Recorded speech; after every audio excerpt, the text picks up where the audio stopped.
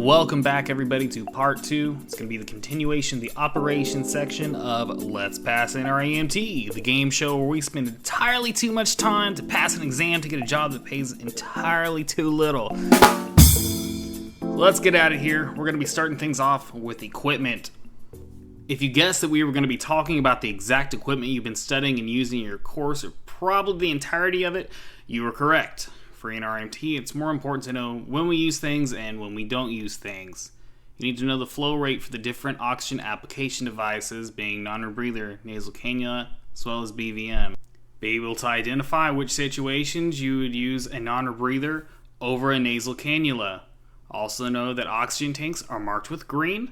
The primary use for oxygen outside of relief in an NREMT-B setting is to treat for shock. But we'll go into more of that in the medical trauma sections in a later video. Know when to suction. The primary scenario question may present you with a situation where you've checked the airway using a head tilt chin lift, but we find blood or vomit in the airway. This is most definitely a situation where we'd suction the airway to maintain it. Know when to use the different immobilization devices, being longboard, traction splint, as well as KED. I understand technically the KED is an extrication device, but you have to remember that we use it to immobilize patients in a seated position, the biggest one being post-MVC situations. Know that we use the traction splint primarily for femur fractures and know how to identify femur fractures in a field setting. Also know when to use C-collars. In specific, know which injuries merit spinal immobilization and when to use those C-collars. Know about the OPAs and MPAs, your airway adjuncts.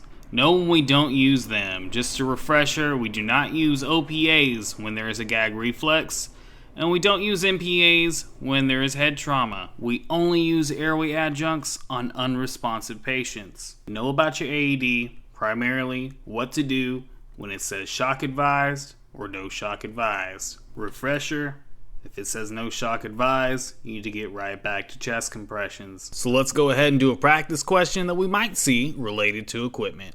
You arrive on the scene of a high-speed MVC. Your patient is a 32-year-old female sitting upright in the driver's seat of a mid-sized sedan.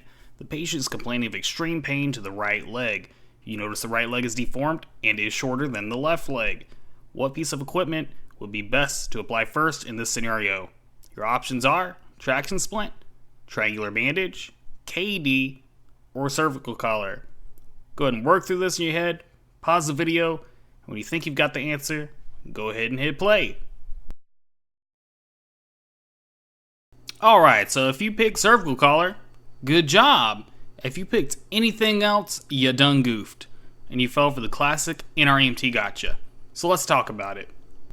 Alright, if you pick traction splint, you probably associated traction splint with noticing the right leg is deformed and is shorter than the left leg, as well as extreme pain. Well, you associated that correctly.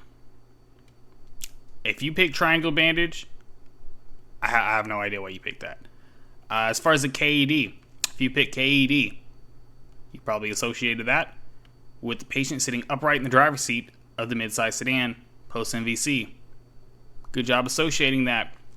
But cervical collar comes before both of these. You got to read this question here. What piece of equipment will be best to apply first in this scenario? Right off the bat in this scenario, we will want to apply the cervical collar. The KED will come afterwards, and we'd likely use the traction splint. This exam likes to do this a lot. They will give you several correct answers. You have to pick the one that is the most correct. Moving right along to hazardous materials, two big things as far as hazardous materials go. Know your hazardous material placards, what the different colors mean. If there's a question about a hazardous material, it's probably a question seeing if you'll pay attention to scene safety more than anything. It doesn't hurt to know what the placards are though.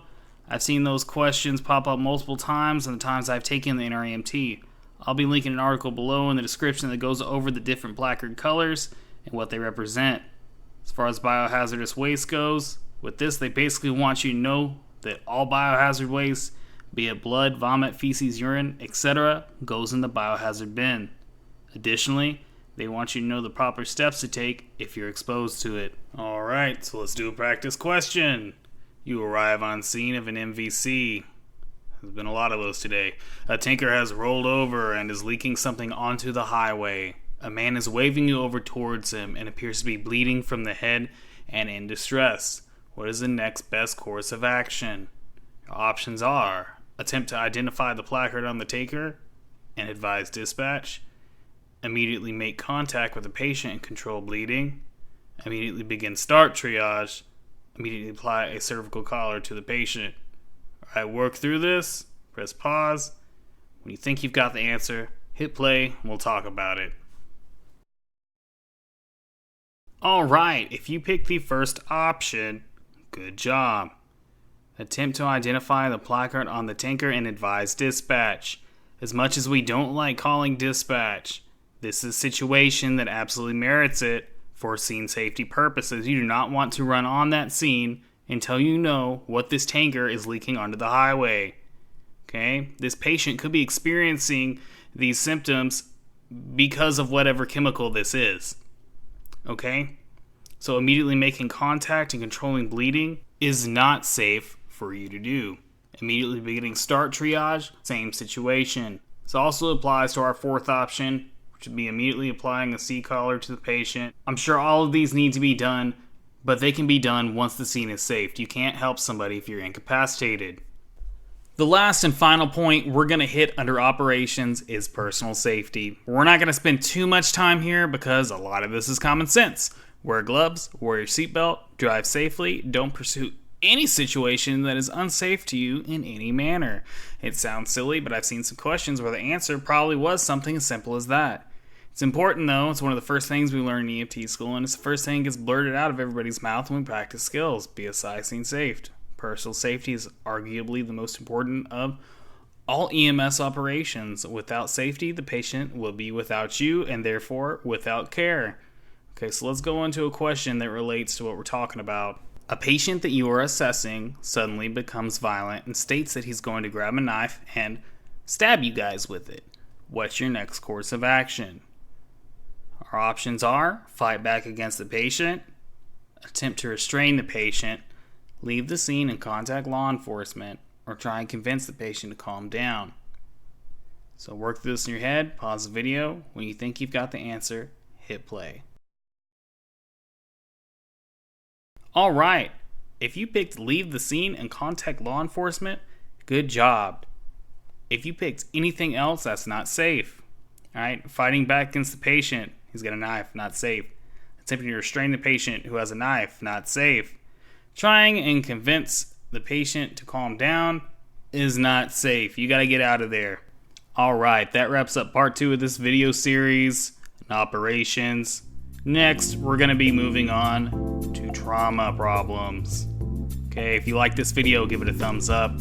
If you didn't like it, you were probably raised by a pack of wildebeest in the northern Georgia wilderness. Okay, leave me a comment below. I'll see you guys soon.